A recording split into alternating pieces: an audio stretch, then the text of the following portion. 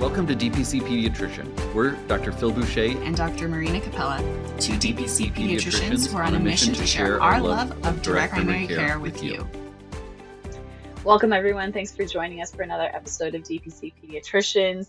Today, we're talking about how we get comfortable as DPC pediatricians asking people for money. Because for most of us in our past lives as pediatricians, we worked in a group practice, we worked for a large hospital system.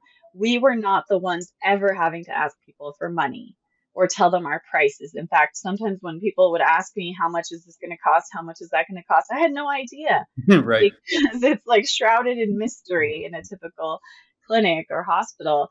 And so when I started my pediatric DPC, it was the first time that I had to get comfortable saying, this is how much I value my time or a visit with me or the membership with me.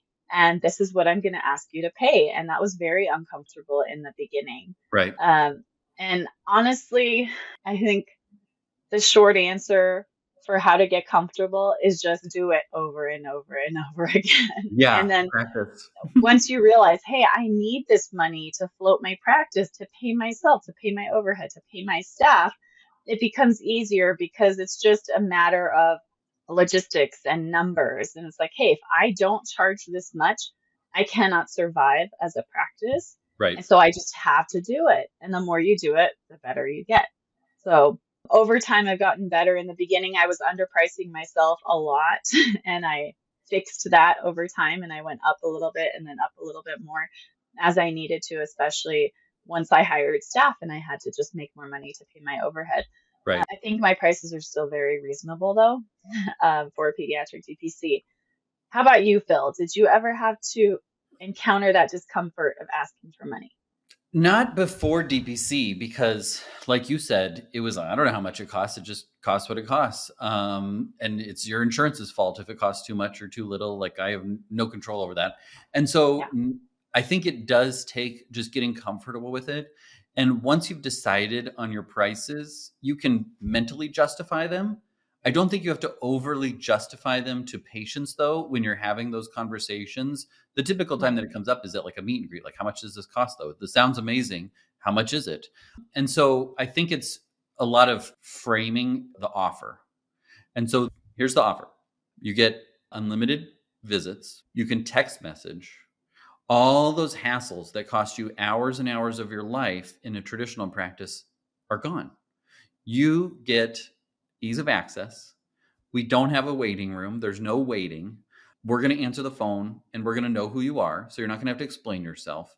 Like there are a lot of intangible benefits outside of just the medical care that come from pediatric DPC.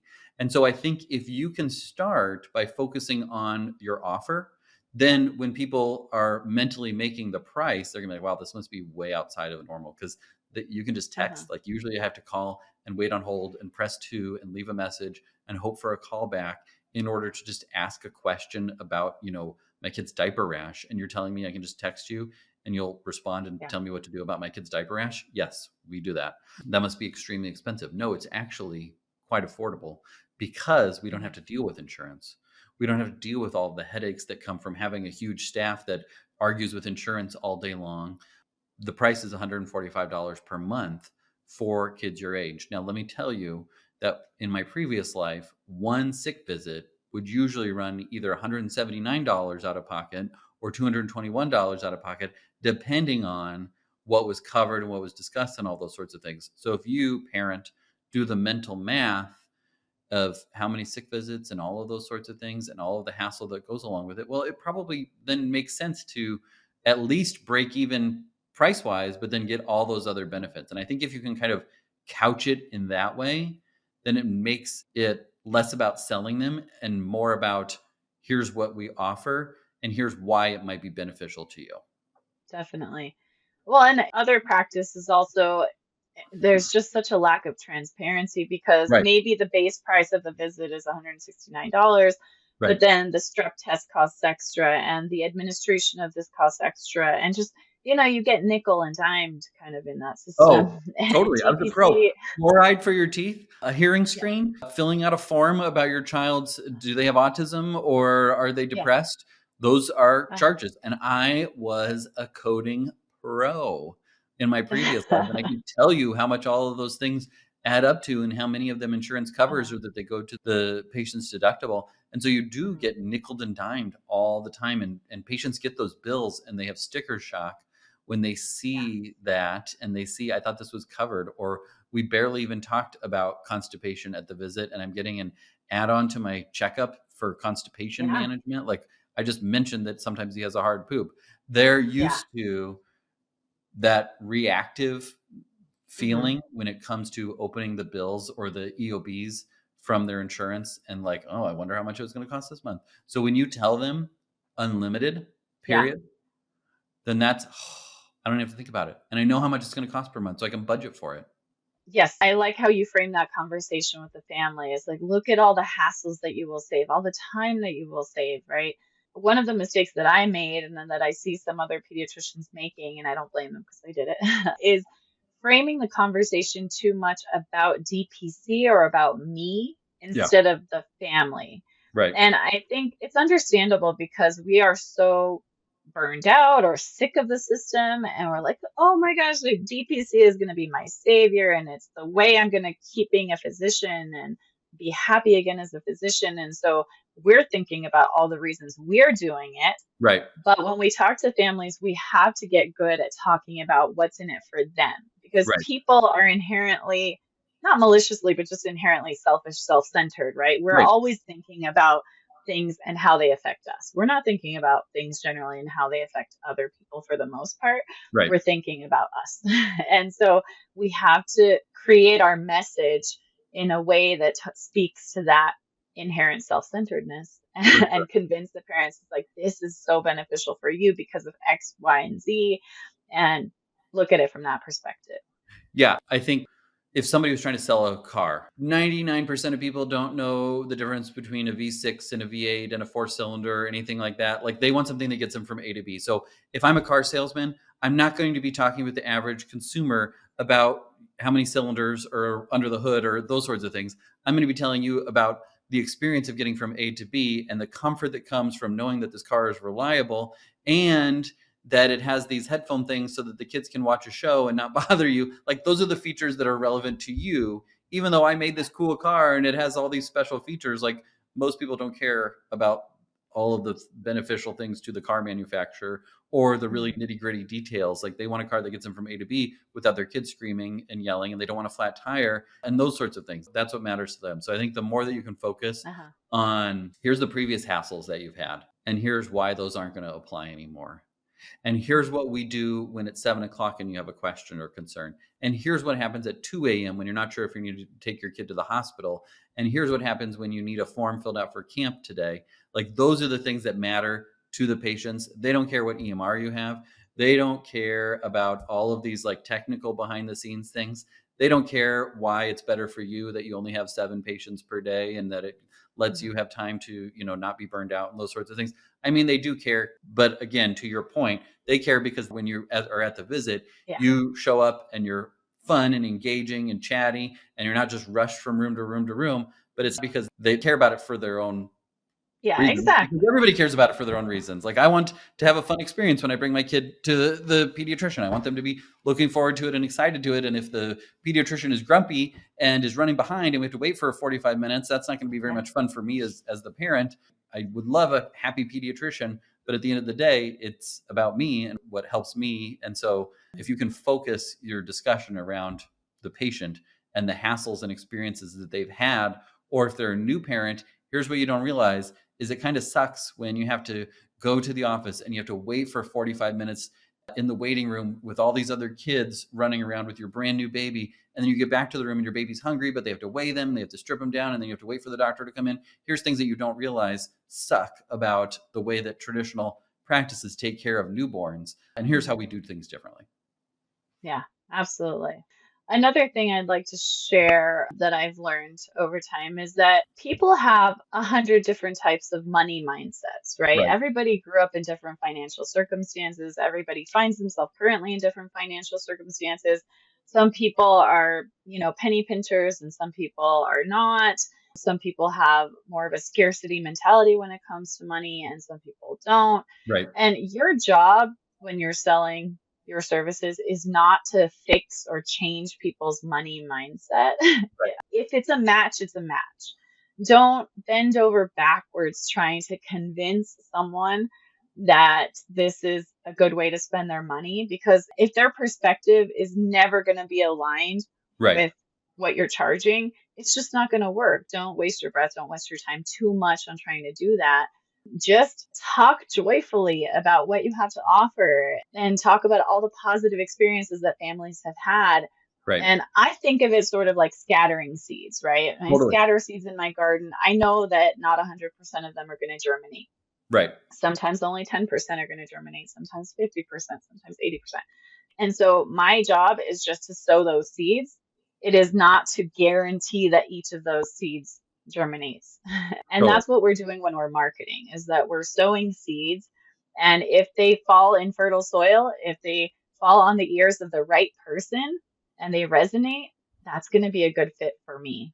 But it doesn't have to be everyone. What I think about when you say that is, I had an attending when I was in residency that said that if every single echo you get has congenital heart disease, then you're missing a lot of congenital heart disease.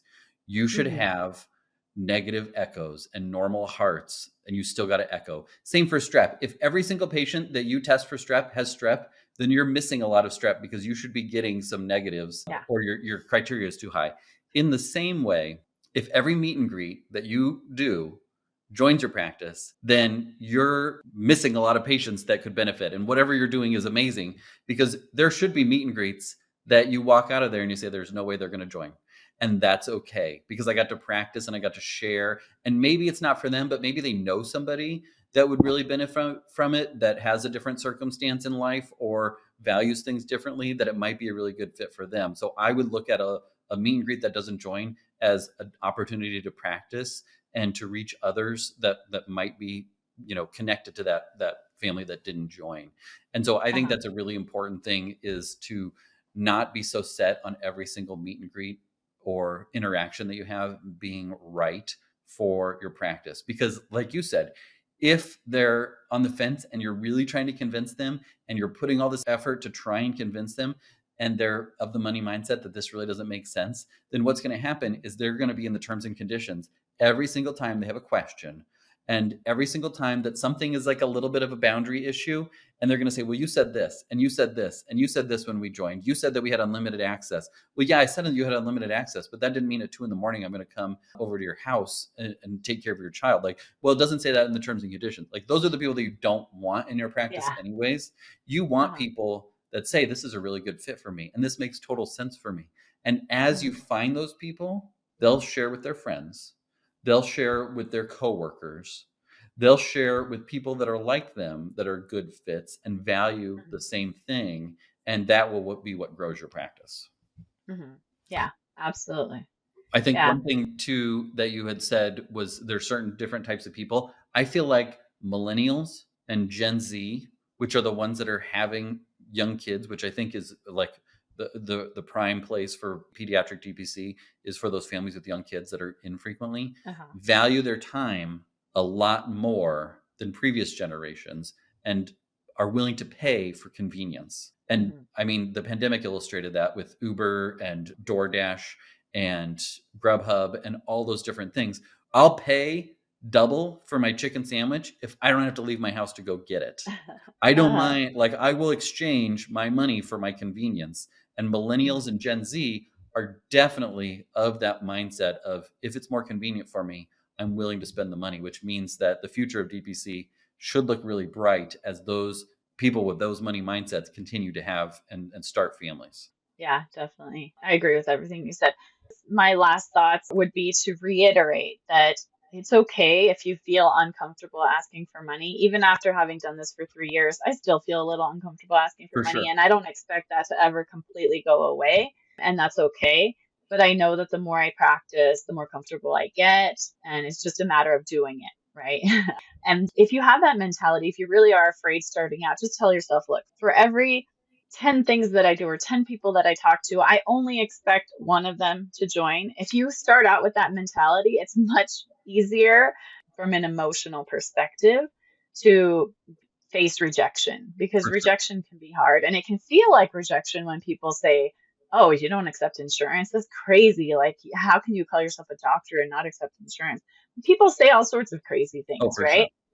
If you go into it expecting it, then it's much easier to swallow, as opposed to going in and expecting that every person is going to love what you have to offer and say, "Here's my credit card," right? Totally. Yep. So those are just some tips. Practice and set your expectations low just for your own mental health. Yeah, I think that makes a huge, huge difference. Everything you said there is just practicing and being okay with the discomfort that comes from that, and figuring out how to speak in a way that makes you feel good and show off what a cool model that you've created, and how it's not for everybody. It is just brilliant and makes it so much easier to have those conversations with low expectations. Yeah. Well, those are our tips for getting comfortable asking for money. If you ever have more questions related to money that you would like us to do a podcast about, please reach out, and thanks for listening.